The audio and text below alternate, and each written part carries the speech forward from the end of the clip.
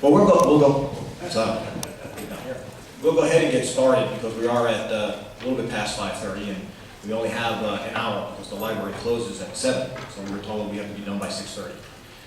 So one, I want to say thank you all for taking the time to come to one of our town hall meetings. We try to do these on a semi-regular basis, scattered around District 3. For those that may not know, since redistricting took place, District 3 is now everything south of Russell Road to the state line and kind of west up to Rango out to the 9 county line. So this is our town hall for, we try to break it up by Senate district, state Senate district, so this is our SD9 town hall. So again, I appreciate everybody taking the time to be here. As you heard, and you should have received a ticket when you came in, the way we work this, so that if you had a question you want to ask, you should have received a little ticket. We will pull tickets out of the bowl, read the number. When that number gets read, that's your opportunity to ask your question. This way there's no, we don't try to make it like we're skipping over anybody or preferentially picking anybody. It's as your number comes out of the bowl, that's when you get to ask your question. So I'm just going to spend a couple minutes doing some introductory remarks, talking about a couple of the issues that we're currently working on in Washington, and then I want to get to the questions so we can try to get through to as many as possible in the time that we have. Is this, everybody can hear me okay in the back? Is this loud enough? Good? Okay, thanks.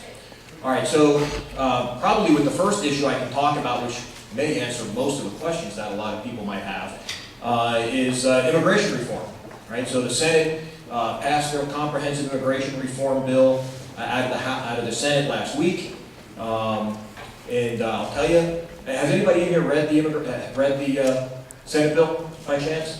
Bits, pieces, not okay. It's 1,198 pages. My flight coming back from DC was delayed on Friday because of weather, so I had the opportunity to read it while I was waiting for my flight and on the flight back. So I have read the bill. Quick read through the first time, looking at things, the highlights of the issues that we want to make sure get addressed. Now, since that bill was passed and since I've returned here to Las Vegas over the work period, it's been said by House leadership that they don't plan to take up the Senate bill. That the goal is to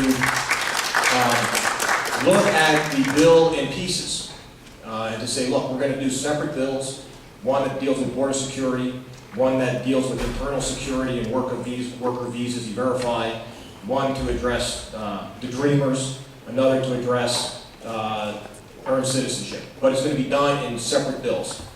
And I think there's reason for that is that it gives everybody an opportunity to actually read the whole bill based on what the provisions are. I think smaller bills are more transparent. Whenever you have a bill that's over 1,000 pages, it's very easy to slip things into a bill that sometimes have nothing to do with the underlying bill. And I can tell you that having read through the Senate bill, just like every big bill, there are some good things in it and there are some bad things in it. And I think there are things in there that can serve as a framework for some of the House bills, and I think there's things in there that we definitely have to address that aren't in the best interest of where we're trying to go. So I'm sure people are saying, well, what's good and what's bad? I can say that of the amendment that was added for border security, most of the things that are added border security, I think, are the right things to be using.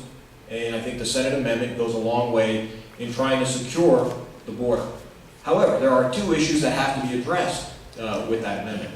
Now, I'll tell you, what are they going to do to increase border security? It includes 700 miles of double-tier fencing. It includes 38,450 Border Patrol agents, which, if you calculate it out, is roughly one Border Patrol agent every 1,000 feet across the southern border 24/7.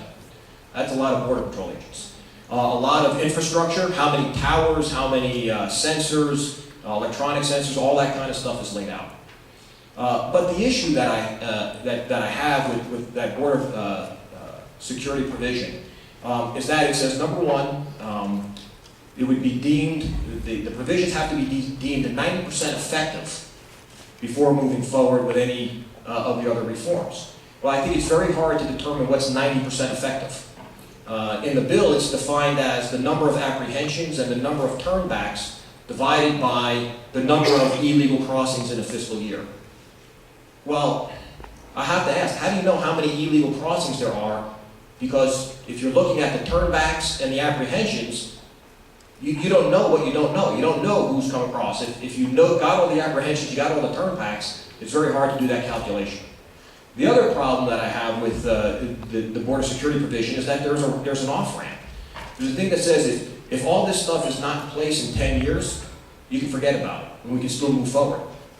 So it gives the federal government 10 years to implement it, and if it doesn't get implemented in 10 years, well, we can just stop and continue on with the rest of the bill, and I think that's a problem. And I think that's things, I agree with all the provisions to make the border more secure, but I think you've got to come up with a better trigger, a better definition of how you're going to calculate if it's successful, and you can't off-ramp it in 10 years if we haven't met all those requirements. So I think that's one thing that has to be addressed. The other thing is, when I talk about big bills and things that get stuck in them at the end of the process, there's a provision in the immigration bill that has absolutely nothing to do with immigration. There's a provision in the bill that creates a youth job program under workforce investment. Now, I'm a big proponent of the Workforce Investment Act. I've been a champion of it on the Education and Workforce Committee. I've supported it. I've introduced legislation for workforce investment. But what this does is it creates a youth job program, not for immigrants, but just for youth in the United States. And the reason why it's in the bill is because they're going to take a $10 surcharge on every employer who applies for an employment visa and use it to fund this other new program. I just don't think that's right. I think that if we want to talk about workforce investment and youth jobs, then do it in a venue that, like educational workforce, where we're supposed to be talking about youth jobs and workforce programs.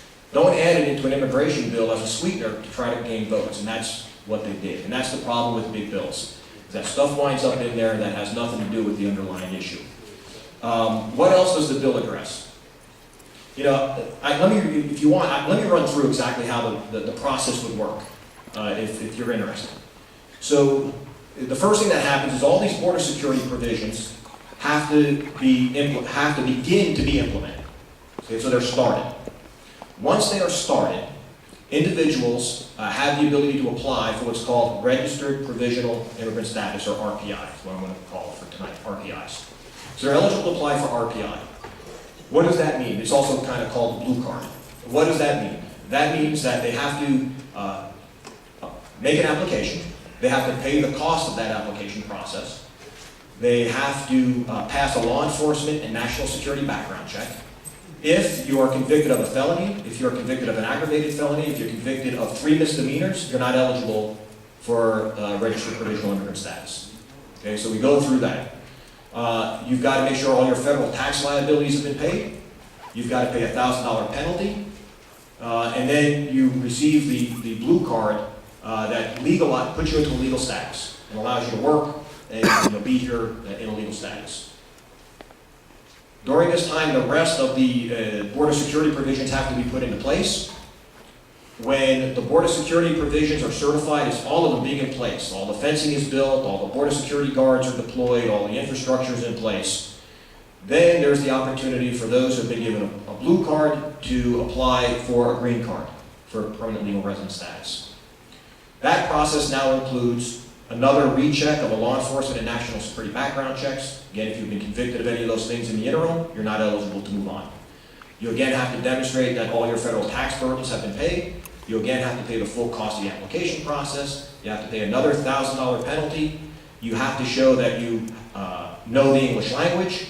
You have to show that you've been gainfully employed during that blue card period. You've had continuous employment. And you have to show that you're not likely to become a public charge, meaning that you have to show that you have actually held employment and your specified income levels. You have to be employed at a certain income level. You meet all those requirements, you're eligible to receive a green card, and that green card now is at the back of the line of everybody else who's applied for a green card through the previous legally process. And that's why it's estimated that the total process can take up to 13 years for somebody to go from 0 to being eligible for naturalization. Now, there's a lot of other safeguards that are put into place. There's a mandatory e-verify system because, again, one of the things that the goal is to try to prevent people from wanting to come here outside of normal channels. And one of the reasons why they come is to look for jobs. So there's mandatory e-verify for all employers, and that's phased in as well. So if you have more than 5,000 employees, you've got to do it within 2 years of enactment. 500 employees or more within 3 years. All employees by 4 years have to be using mandatory e-verify or there's penalties. And that's to make sure that only those legally present in the United States to be employed can get jobs. So that's the kind of the nuts and bolts of how to go from current status to blue card status to green card status. And of course, in 1,198 pages, there's a lot of other pieces as well. There's a reworking of the guest visa, the temporary worker program for agriculture. There's work on high-skilled visas for those with science and technology backgrounds. There's provisions in there that put additional safeguards in place within the legal immigration system. There's increased resources put into the court system and in the ICE, Immigration Customs Enforcement System, so that once all this is done, theoretically, that then there's more resources to try to continue deportation proceedings for those who have not met all the standards and all the guidelines and all the checkboxes. There's a provision addressing the Dreamers in the Senate bill. And I think one of the things that they did, which was worthwhile and important, was that they actually now require 4 years of military service to be eligible. Before it was only 2. And we know that an average, a normal enlistment is 3 to 4 years. So it's either 2 years of a degree, 2 years of school, 4 years of military service, and having had entered the United States prior to the age of 16. So it's a kind of a tightened version of the current DREAM Act proposals. So there's a lot there that I think starts to address a lot of the issues that we face. And this is all done because, let's face it, we have a broken legal immigration system. No, that's the problem. No, we do. We have a broken legal immigration system. So even the laws that are on the books, we have a broken legal immigration system. When somebody, we'll have a difference of opinion, when somebody applies to come here through the legal process, and they already, let's say they have a spouse that's here and that's a citizen, and it's taking them 10, 12 years to get an immigrant visa to come to the United States through normal channels, that's a broken system. That's a broken system because we are not processing those applications and those visas in a timely manner. It's broken. I'll tell you, we do an awful lot of visa casework, legal immigrant visa casework in my office. And we have folks that have been in the queue waiting for a visa to bring their spouse from the Philippines for 15 years. But we're talking about the 30 million illegals. We're not worried Well, about those people. But the thing is, how did we get to such a number, an estimated number, of those here in an undocumented status? Because of a broken legal immigration system. It's those, I think that the issue is clear, that those who want to come here legally have significant obstacles put in front of them. Now, that does not excuse the behavior of those who cross in an illegal status. It does not excuse it. But the fact is, one of the reasons that we have so many illegal crossings is because we have a broken legal system. And that's where this bill focuses. Okay, well, we can have a difference of opinion, but I can tell you that in the time that I've spent working this issue, that is the conclusion that I've come to, is that we have a broken legal system. And I think it's ridiculous. As a grandson of Italian immigrants who came through Ellis Island, and back then it was faster for them to get through. Legally. I understand that, but you know why? Because they didn't have to wait for 15 years in Italy to come through Ellis Island. So look, this is not an easy issue that we have to address. It's not easy, but it's something that we have to address. And the way to attack it is by making sure that we have a legal system that processes those individuals who want to come here for a better life for them and their families, have a pathway to do so that doesn't take them 10, 15 years to do it. And the other thing that I think is important in this bill, in the Senate bill, is that it changes the legal system to go to more of a merit-based immigration system. It's merit-based. It's looking at what are the needs of our country, and it takes into consideration what are the skills, the degrees.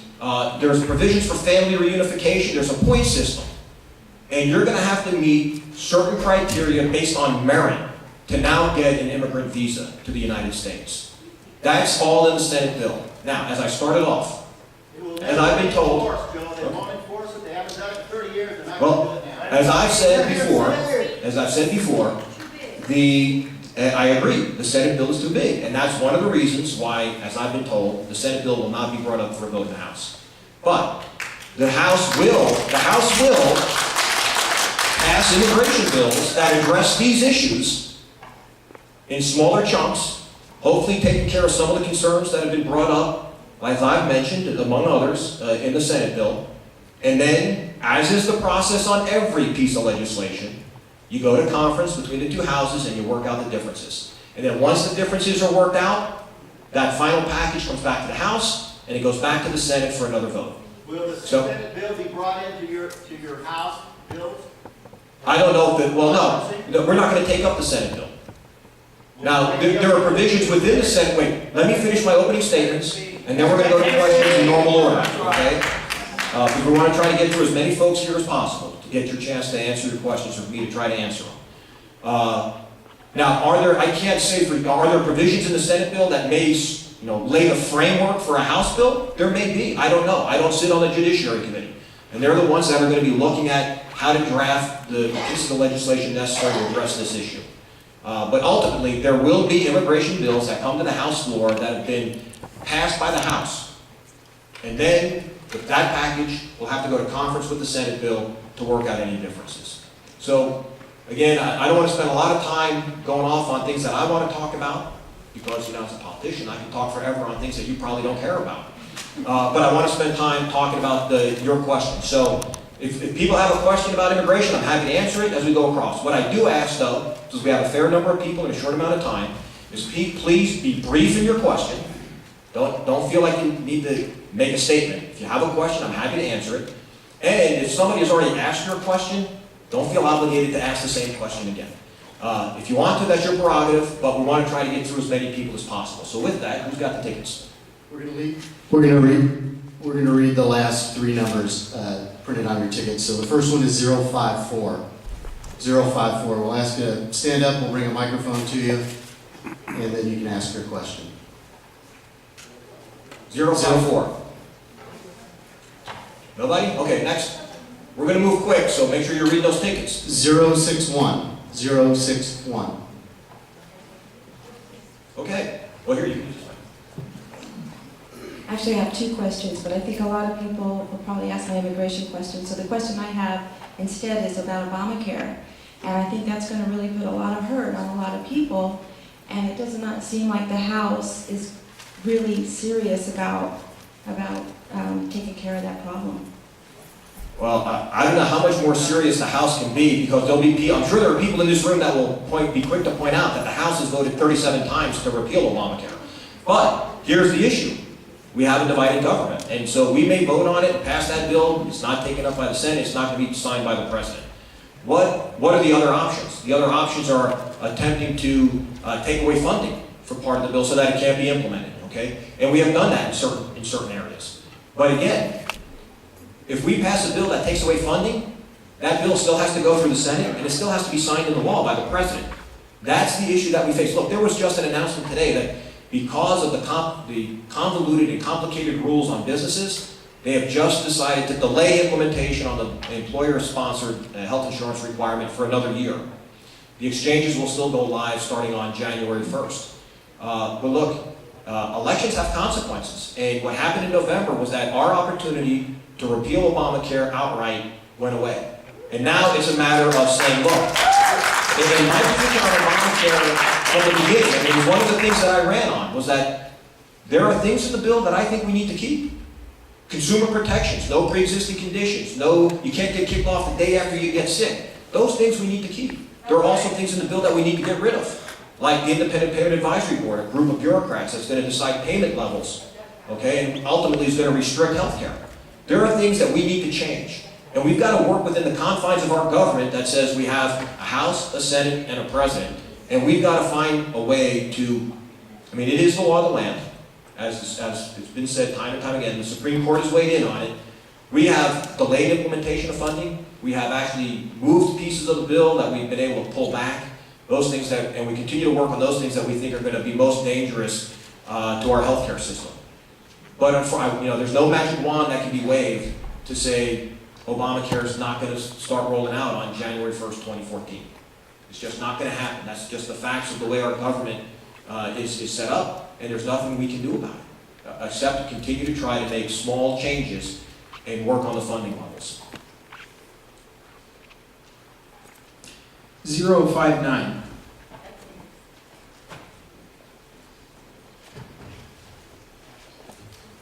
First, I want to make a statement to what you've been saying. I don't care if the immigration law is broken, because a law that you don't like doesn't mean you break it and come in anyway. My question to you is something you had sent me in an email in my questions about immigration, but you talked about HR 1772, the Legal Workforce Act. Can you explain that a little bit to me? Sure. So the idea behind the Legal Workforce Act is the implementation of a mandatory E-Verify system. So there have already been bills that have been introduced to try to address some of the issues that we've been facing outside of overall immigration reform.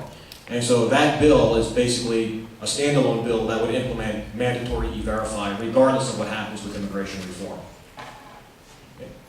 And what's the status of that bill?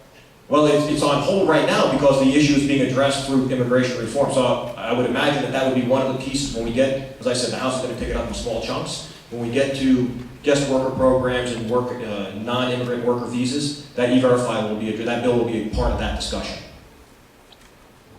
055.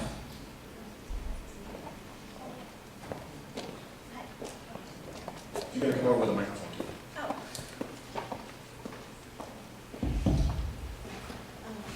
First of all, I want to, thank you for having the town hall.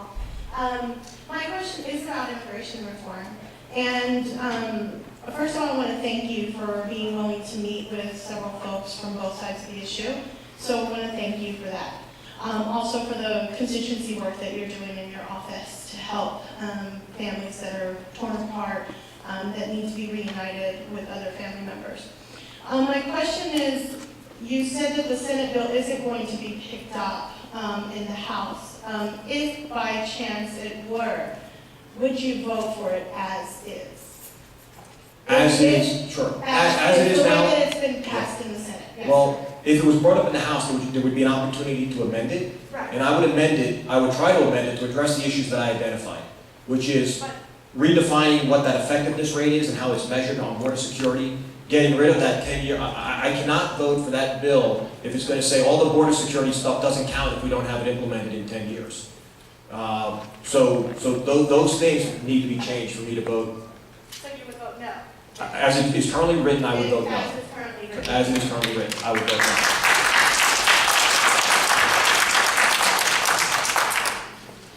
no. 053.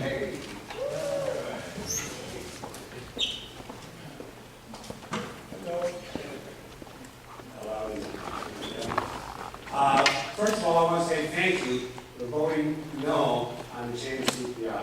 You're welcome. And my question is, I cannot understand the logic of some of the, I don't want to use the term radical, people in Congress that wants to balance the budget on the backs of the senior citizens and the poor and the disabled veterans. Do you understand the logic behind that? I don't. Well, I need help. Look, I think that, going back to the idea of the change CPI as being one of the ways to try to help balance the budget. We know that there needs to be changes made to certain programs, but it can't be done on people that are already beneficiaries or people that are soon to be beneficiaries. You planned a lifetime in a retirement on some type of benefit that you thought you were going to receive.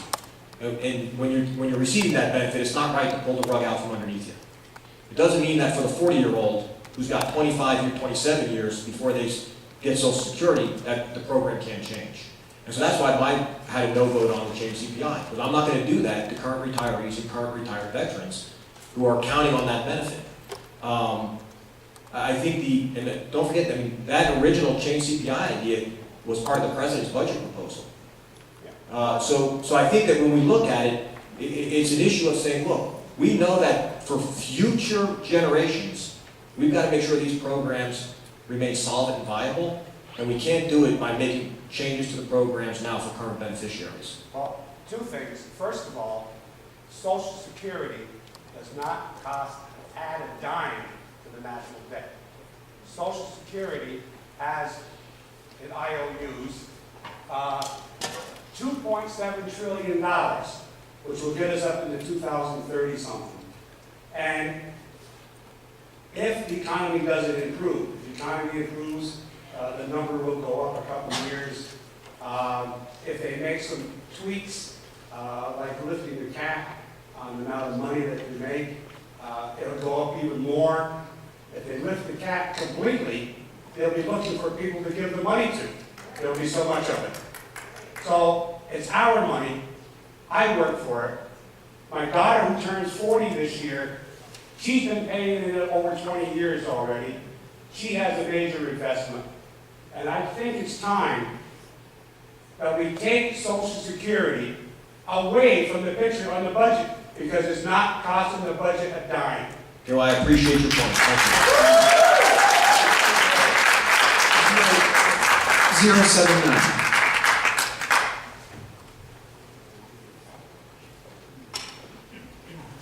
Congressman, how are you? As you know, Barack Obama's Homeland Security and the ICE and Border Patrol, they've managed to deport 500,000 people every year. So it is possible to deport 11 million in 20 years. But as a nation, we're not going to go there. So what's the next best thing? Is to get them out of the shadows. Question is, there are folks out there, by the millions, waiting to get in legally, waiting for decades. So these foreigners who came in illegally smuggling in, why do we have to give them citizenship? Why is that a moral obligation? That I don't understand. That is not a moral obligation. In the history of mankind, there is no country that gives free citizenship to anybody who wants to come in. So you gotta stand up. You gotta stand up, because don't try to get those Mexican votes, because you're gonna lose your base. Thank you.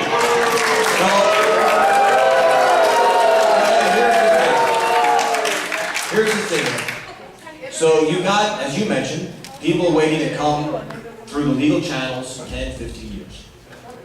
The provisions, and again, I'm just using the Senate bill as a guidepost because that's what's out there. The Senate bill would take 13 years for somebody to start from zero to be eligible for naturalization. It's essentially the same time, and they're going to the back of the line, according to the Senate bill, behind everybody who's already in line for a green card. So no one who goes through this process would get a green card sooner than somebody who's gone through the legal process to get a green card. I think you've got to keep that in mind. Again, I'm just talking about where the Senate bill is and what's been proposed by the Senate. I don't know what's going to come out of the House and what's going to ultimately come out of conference. 066. She's coming up behind you with the microphone.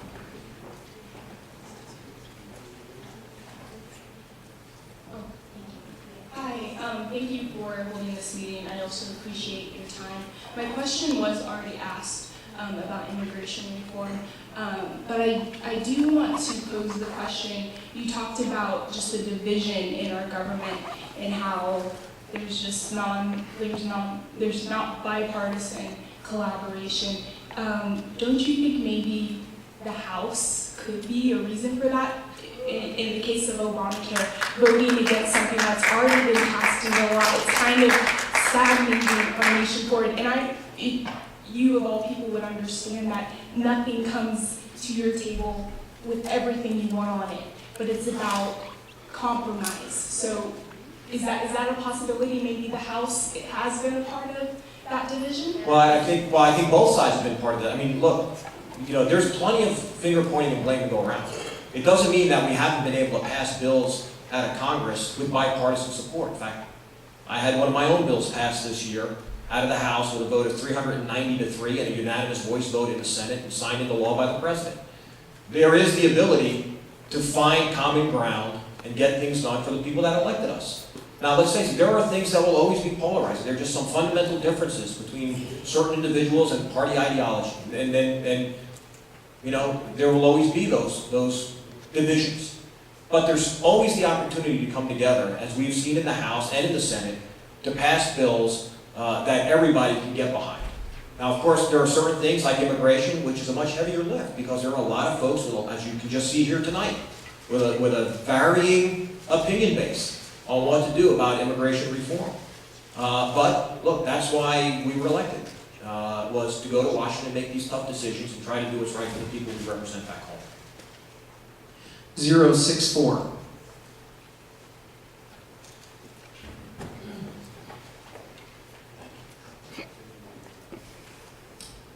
First off, I appreciate the fact that you recognize that the immigration system is broken and that we need to do something about it. You've identified two major issues that you have with it, redefining the effectiveness rate and the 10-year implementation window. First question, do you have any suggestions as to how to deal with these two issues that concern you?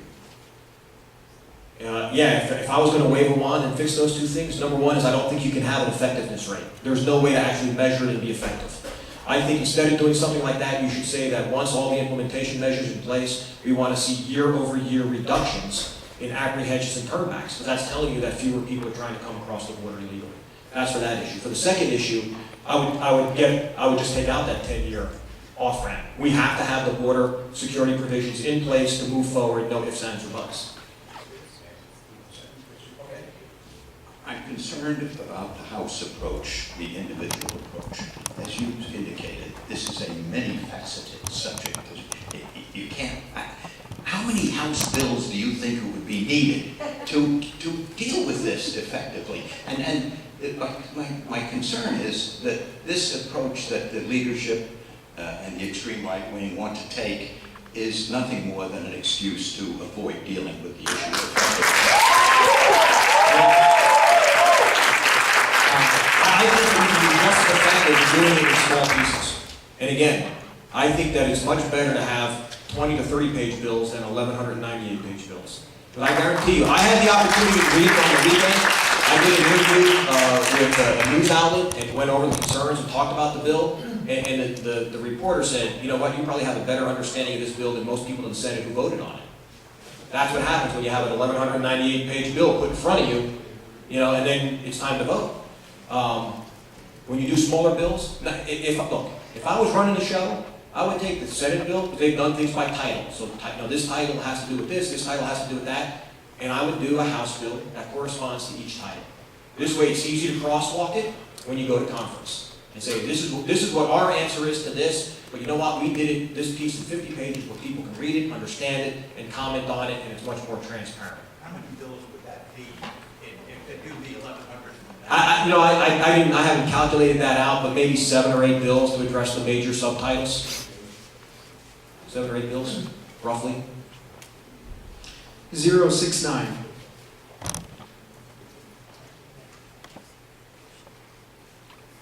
Next. 084. Where'd everybody go? 083. I must have did a good job answering the questions up front. 83. Okay. Yes. Did you speak to the defunding of Obamacare? Sure. Anything in specific? I mean. Defunding it, getting rid of it. Sure. Okay. Look, the issue is this: we can pass a bill in the House that withholds funding for the healthcare reform law, but the bill has to go to the Senate. I mean, according to the Constitution, all spending bills, taxation bills have to originate in the House. So we can originate it, but we still have to send it to the Senate. They still have to pass it. They still have to send it to the President for signature for it to take effect. Now, where we have been, somewhat successful is when there's been requests for additional money, we've denied it. And if there's a request for additional money and it's denied, that's it, it's gone, because that money has to originate in the House. So the idea of, withdrawing all the funding for implementation of the healthcare reform law would require a bill that passes the House, passes the Senate, and is signed into law by the President. 056.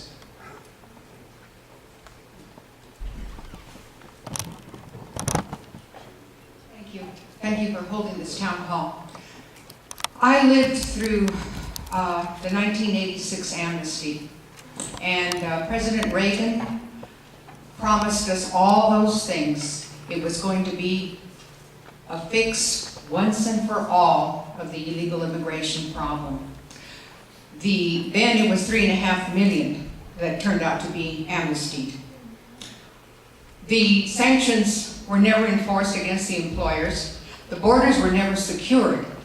Now, you made a statement when you first started at the town hall, and you said that our immigration system is broken. No. I can tell you, as an American of Mexican ancestry, fluent in Spanish, that lived through the 1986 amnesty, that our immigration system is not broken. It is the lack of enforcement.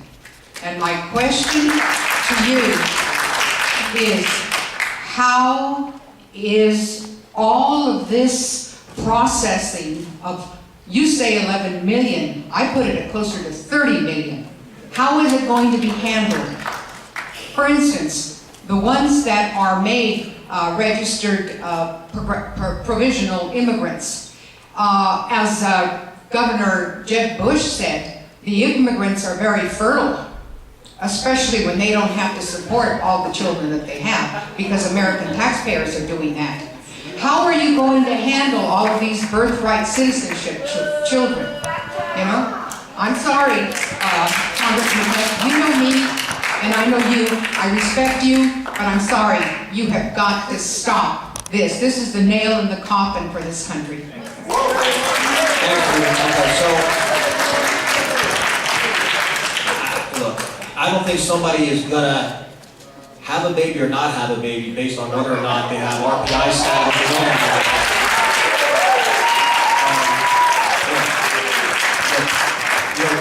Nobody knows what the number's going to be.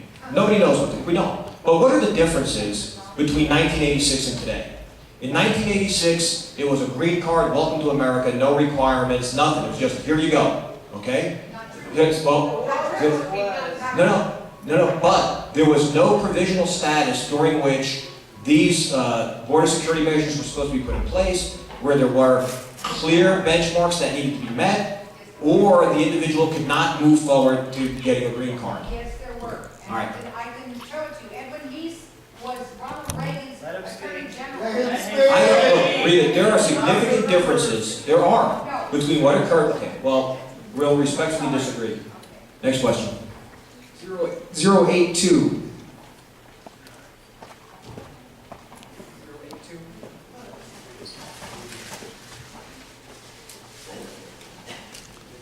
Thank you, Congressman Hay, for holding the town hall as well. I was going to ask a question about Social Security, because I'm part of the Social Security recipients, but my colleagues here have already asked that question. Instead, I'd like to just turn it over to looking at the younger generation. Starting in July, our student rate for student loans are going to double. You had the opportunity in the House to move that piece of legislation that would have supported something like the Elizabeth Warren bill, that would allow the rate to either be no more than what we have been loaning from the Federal Reserve to our banks. What would be your position if we go back to Congress next week on moving to reduce the student loan rate so that our young people can attend a college, move the nation forward, and have an opportunity for a greater future? Thanks for the a couple pieces there to that question. One, the House did pass a piece of legislation that would have answered the question about the student loan rates doubling, actually a very similar provision as actually put forward by the President. The Senate left town without taking action on that bill nor doing anything else. Now again, the Senate may not have liked our bill, but then it's incumbent upon them to pass a bill of their own and we go to conference to figure it out. They failed to do it. That's number one. Number two is, remember that what we're talking about are subsidized student loans, which are roughly 20% of the total student loan market. Small number of loans, relatively speaking. Now I understand the issue. I have a daughter who just went into loan repayment, and I'm 25 years out of medical school, still paying off my student loans. Okay? I know this issue from being a payer. If you keep the student loan, the difference between 3.4 and 6.8% on a student loan interest rate adds roughly $7 to $10 a month. Over the course of a loan, that's $1,000. That's not the biggest issue. The biggest issue is the overall cost of a post-secondary education. It's not the extra $1,000 in interest, it's the fact that people are graduating $25,000, $30,000, $35,000 in debt. What we have to do is get our hands around why is a post-secondary education gone up 15% in the last couple of years, over 800% in the last 2 decades. That's the issue that needs to be addressed. It is not the interest rate on loans, but why is the cost of an education so darn high? That's where I want to concentrate. Now, to the issue of the Warren bill. It is very, don't forget, that interbank rate is based on liquidity. It's money that's loaned overnight to a bank to maintain their liquidity. There's a big difference in loaning money overnight to a bank that has significant assets than loaning money over a 10 or 20-year period to a graduating student that has no collateral. Okay? So, what do I think we need to do? Now, I wasn't 100% pleased with the House bill, but it's what I had to vote on. We went to a market rate that changes every year. I would rather it be a market rate that is locked in for the life of the loan, not one that changes year to year. So if you take the loan out this year and this is your interest rate, that's what it is until you pay it off. Students still have the opportunity to consolidate, because if you go to school for 4 to 6 years, you're going to have 4 to 6 loans. They will have the opportunity, like they do now, to consolidate those into one loan at what interest rate. I think that's the way that we need to move forward. It's addressing the cost of an education, and it's providing for the market-based loans that are locked in at the date the individual takes out the loan, not one that fluctuates from year to year. 060. Hi, thank you. I do have a statement and then a question. What statement? I'll be very quick as best I can. I don't understand why no one is addressing a lot of the things that I feel bring people here illegally, such as free education, free medical care, anchor babies, chain migration. So I really think maybe charging, it would determine who really wants to be here if they had to pay $5 a week to put their kid in school. I don't know. But my question is about the IRS. The IRS is in charge of being Obamacare, or releasing it rather. And now there's lots of issues. Is there any possibility that something will be done? I'm in favor of a fair tax as opposed to a flat tax, since the flat tax keeps the IRS in place and a fair tax doesn't. And what's your... That's a lot of stuff. Okay, so first, the issues that you mentioned regarding immigration. Okay, so we are trying to address those issues. Look, number one draw is a job. If we have mandatory E-Verify in place, those that are not here legally will not be able to find a job. That's number one. No, wait, I'm getting there. You gave me a long list. I got to start somewhere. You want to talk about the freebies. Look, people that are here in an undocumented status are not eligible. Now, doesn't mean they don't get it, but they are not eligible. They're not eligible to receive those public benefits. Now, it doesn't. If somebody shows up in my emergency department with a heart attack, I don't ask if you're here legally or not. Okay? Emergency medical care is provided to everybody regardless. Okay? But those that receive public benefits are doing so fraudulently and are doing it with fraudulent documents. They're not eligible. So, in the Senate bill, actually, and I hate to kind of be constantly defending the Senate bill, but in the Senate bill, here's what I say, there are good things in the Senate bill. They actually increase security of documents and spell out what documents are acceptable, specific security provisions to make Social Security cards less likely to be frauds, passports that are more secure. So they are trying to take the steps to answer all these questions that are being raised here tonight. Are they going to be successful? I don't know. But they are addressing those issues. So that's kind of that piece. IRS, yes, they're supposed to hire something like 16,500 more agents to enforce the healthcare law. We are trying to block that hiring, and we can do that by saying in the House in appropriation bills, what's called a limiting amendment, where we do the appropriation for the Treasury, saying that none of the monies contained herein can be used to do X, and we're going to say it can be used to hire the 16,500 agents to enforce Obamacare. That's what we're going to try to do. Well, the IRS in general is still an ongoing, the whole controversy and scandal is still being investigated by the Committee on Oversight and Government Reform. They've got to complete their investigation and determine, what, if any, actions will be taken. As you've noticed, a lot of folks that have come forward have been pleading the Fifth Amendment. So I give it to Darrell Issa to complete his investigation. And you know what? It was mentioned about bipartisanship. This is one time when the OGR committee is extremely bipartisan. Both sides of the dais are just hammering the folks from IRS for this targeting issue. It's not the Republicans going after the fact that they were targeting conservatives. The Democrats on the committee are just as upset and just as incensed about the activities of the IRS on this issue and have been holding their feet to the fire. Well, there are discussions already about, unrelated to this, about comprehensive tax reform. That's a whole separate issue that's being addressed by the Ways and Means Committee. 057. Hey, Joe, you can hear me all right? I can. Okay.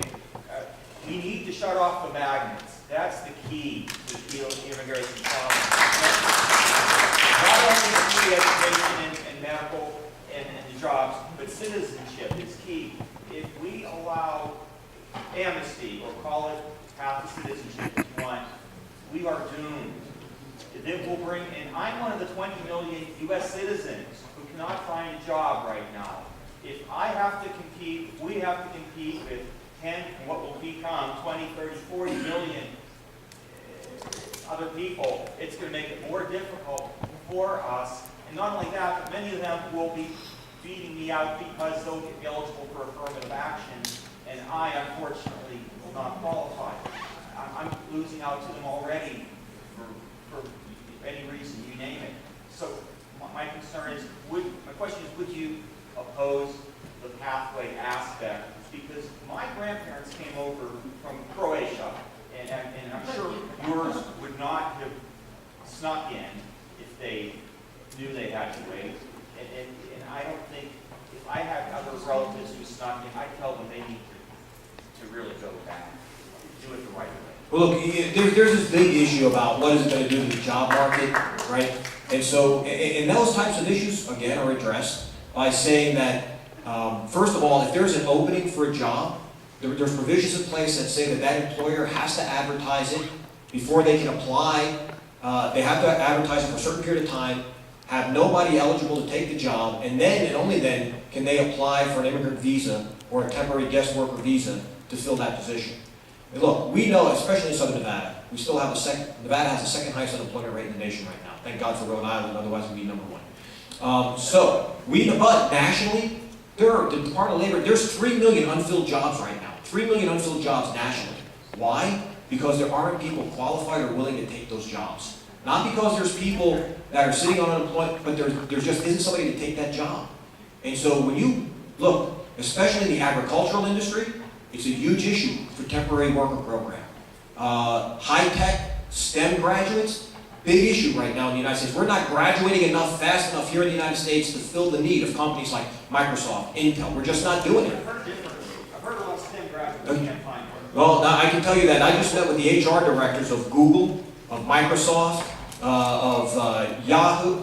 They are clamoring for people with STEM degrees and computer science degrees, and they cannot find them here in the United States. So, I mean, these are the issues that we face as an economy. And those are the issues that we're going to have. I mean, again, it's a tough decision, but these are the issues that we're going to have to answer as we move forward with this debate. 078.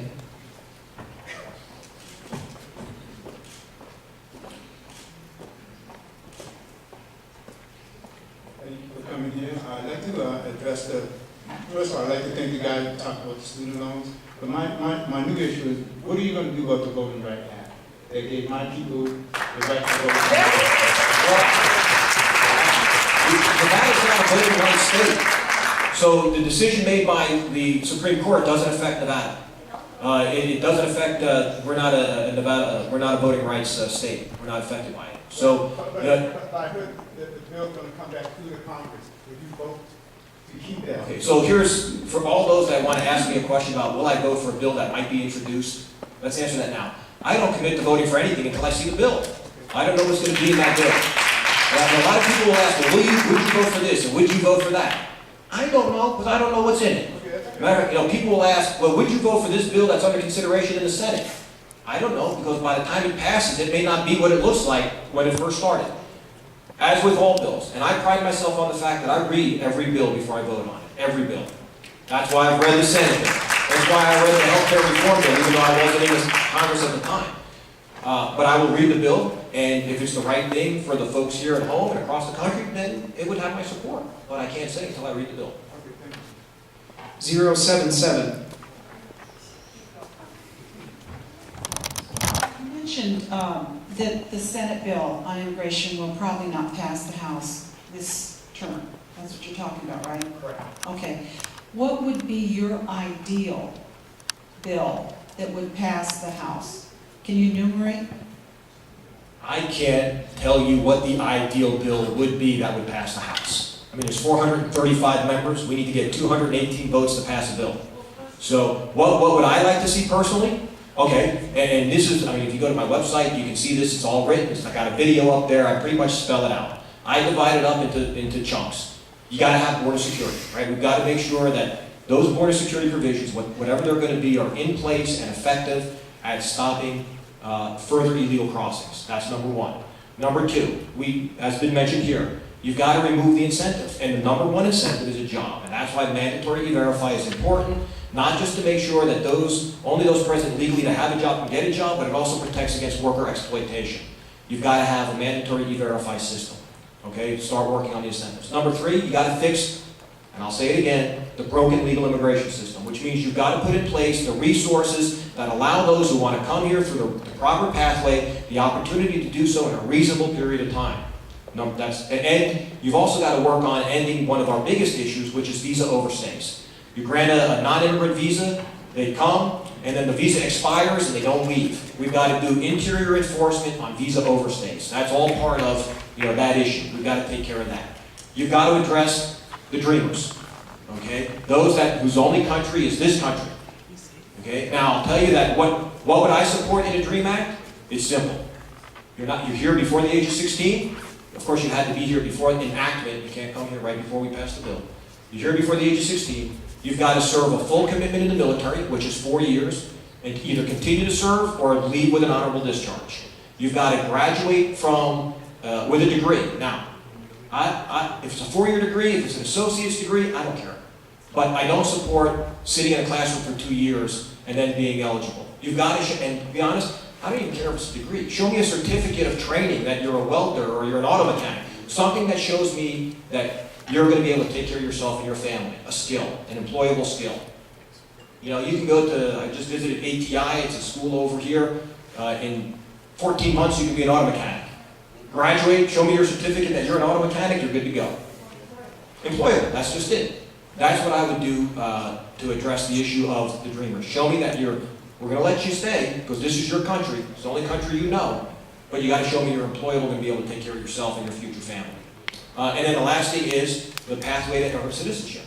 And that is the provisions that say the border is secure. The number of illegal crossings has diminished year over year because of border enforcement. You start with back taxes, penalties, fines, learn English, be employed, show that you can support yourself, you're not likely to become a public charge, go through the process, and then somewhere between 10 and 15 years you're eligible for naturalization. Well, part of the border, the reason why the border crossings have diminished over the last few years is twofold. One is there has been increased enforcement. We have more Border Patrol agents on the border now than we ever had. The House has increased border enforcement. Number two is our economy tanked and jobs went away. So they stopped. So increased enforcement, decreased incentives. Sound like a winning combination? Well, that's exactly what's being proposed in the immigration reform bills. Increased enforcement, decreased incentives by mandatory E-Verify. Well, but if that's not what comes out of the committee, then when the final package comes back to the House, it doesn't pass. Or if it goes back to the Senate, it doesn't pass. So you can go to conference and work out a compromise, but that compromise still has to be voted on by the full House and the full Senate before it becomes eligible to be signed by the President. Sir, we gotta go over. Sir, we have about 5 minutes. Okay, we better go quick then. 081. Next. Let's go. Oh, back there, I'm sorry. I represent the Asian Pacific Islander community. Congressman Heck, we've met before, and we actually had a town hall for immigration reform. Specifically, it was a nonpartisan town hall. We invited both parties to attend. On behalf of the Asian Pacific Islander community in our national advocacy efforts, immigration reform is very important to us. You mentioned Yahoo and Google. By the way, those are Asian American entrepreneurs who started those companies, and look how they proliferated in our economy. coming from Silicon Valley and seeing that a majority of our businesses are started by Asian Americans and they're entrepreneurs who create jobs, that family reunification, supporting our families, supporting fair worker rights. I mean, we saw U.S. Senator Heller, for example, support the bill, and he's our U.S. Senator from Nevada. Governor Sandoval, from Nevada, the grassroots Tea Party, I mean, it's across the board. So the overwhelming majority of Americans support it. So I don't see why there's any, I mean, you know this, you work with the U.S. Filipino vets, you know, the vets, they served our country in World War II. It took to their late 80s to get family reunification for their family. They served our country. All right, and we have the largest Asian American population here. We have 146,000 Asian Americans with the fastest growing population in the country with 100% growth rate in 10 years. So knowing that Congressional District 3 is very important because you know that our demographic is very huge in your district. Sure. So It just about equals the Latino population in my district. And I'm going to tell you from being one of their national leaders that they're all very, very, very supportive of immigration reform. So we hope that when that bill hits Congress, that you support where our initiatives are. Thank you.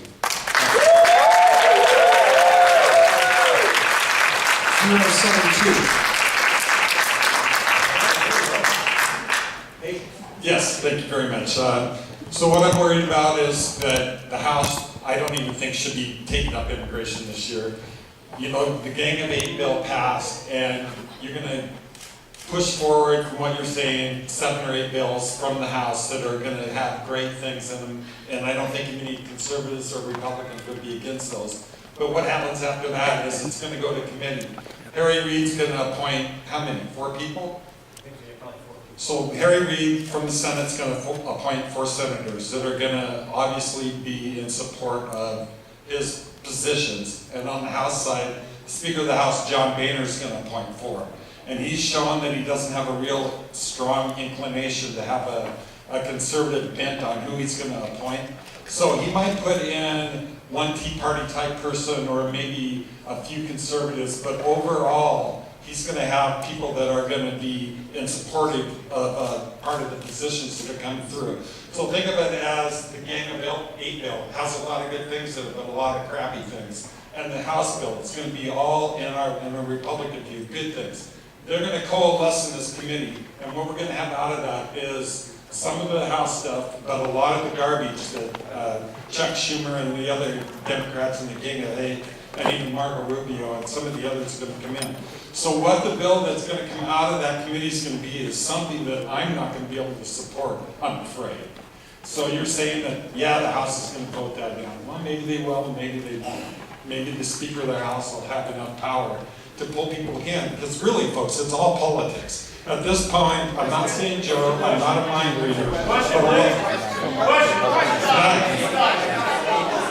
Yeah. So where I'm afraid that a lot of people are just looking for political cover here. They're going to say, yeah, we didn't really support everything in this bill, but we're going to, and we didn't really vote for it, but I'm worried that's going to happen. And as I said, look, the issue is, that's the process that we do for every bill that winds up at the president's desk. There's a Senate version, there's a House version, you go and work out the differences. I do not think, the people that get appointed to conference committees are the people that are involved with drafting the legislation on the House side. So my guess, not that I'm going to, take look on who's going to be the Republican representatives from the House, but probably somebody like Trey Gowdy, who's the subcommittee chair of the immigration reform piece in the judiciary. Raul Labrador, who's an immigration attorney. I mean, so I don't think that, you're going to find that the makeup is going to be slanted one way or the other, but I think that that's the process that we live in. Each House passes a bill, it goes to conference, and if what comes out of conference doesn't meet the criteria for either side, then you vote against the conference report. That's the way the process works. We're time for one more question. Okay, one more. 065.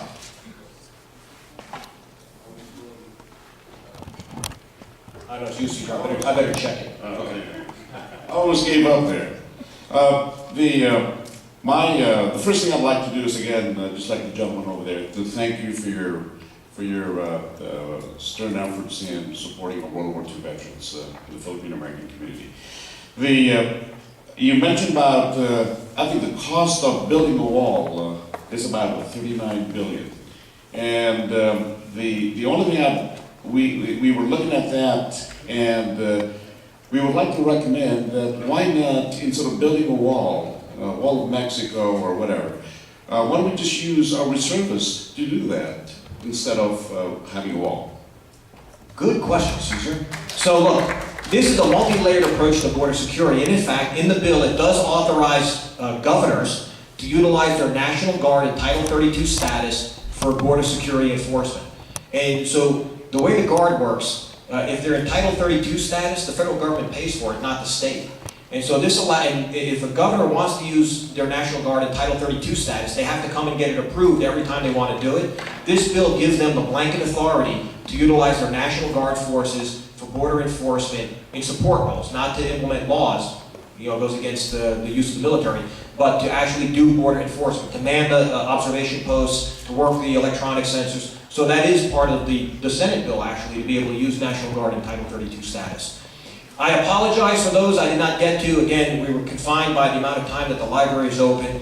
I do appreciate the fact that all of you have taken the time to be here. We will probably be doing another live town hall, probably in the next time we're back on the district work period, which is the August or September time frame. We move them around, so please continue to check our website for where we may do the next one. We try to do it in each of the corners of the district. So next one may be out in Boulder City, or it may be in Sandy Valley, because we haven't been out there yet. But we work them around on a regular basis. Again, I appreciate your time and your questions. God bless you all. We'll see you at the next town hall.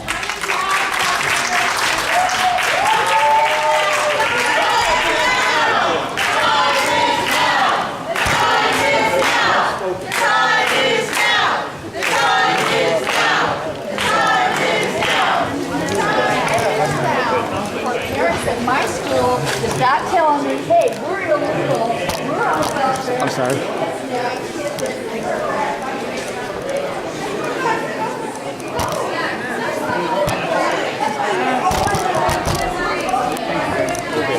know what I'm saying? We've decided not to deport, even though we could do it. We originally said this is actually Obama one, so that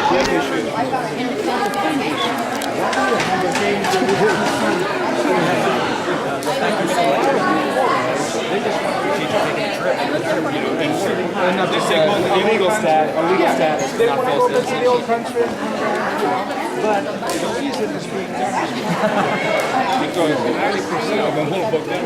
Yeah, they give them that. And so what I'm saying is, that's what I'm showing you documents. I want to get this for all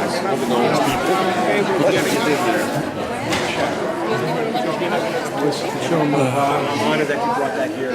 Being legal is one that has his name. This is the one that has his residency. And so we're working again with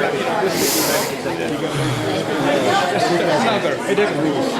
Because the camera. What do you say? Thank you.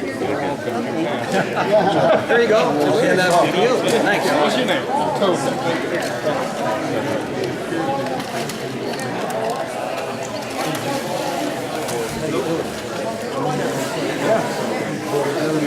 Right. How's it going? Fine. Showing you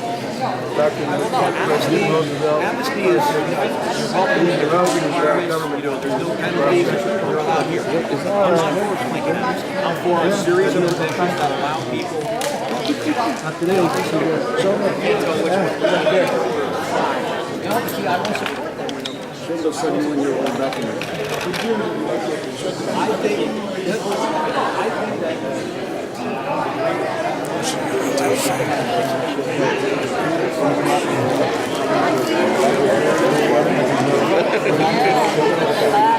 Able to be employed and have a skill or a degree.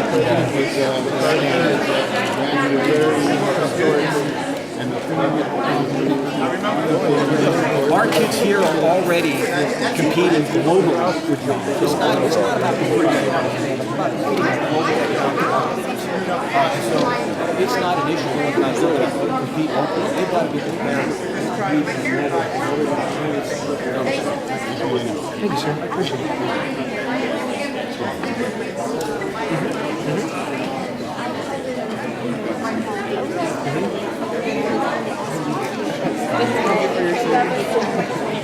Very careful with this now.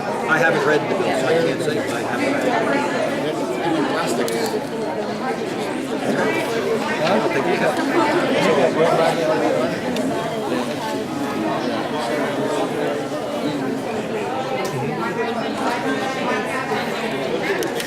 We'll have to read through the bill.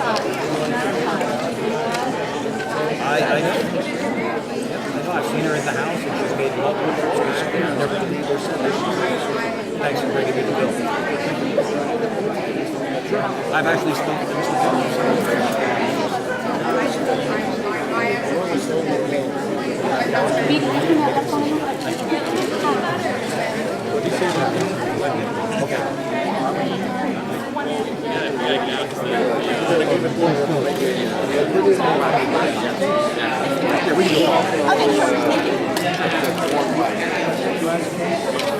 Your constituents want to hear what you have to say on immigration.